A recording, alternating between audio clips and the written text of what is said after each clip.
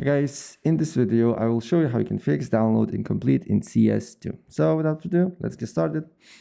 First of all, go to on this icon here. Then what you need to do here is to press on the trash bin here and delete local demo files here. And then what you need to do here next is to re-download here.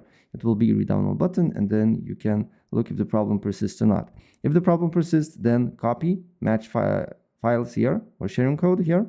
Then delete a local demo here. And then what you need to do here is to open up a browser and then paste the code or the link and open on Steam, right? And once you do that, then you can run the game here. And as you can see here, it's downloading the match.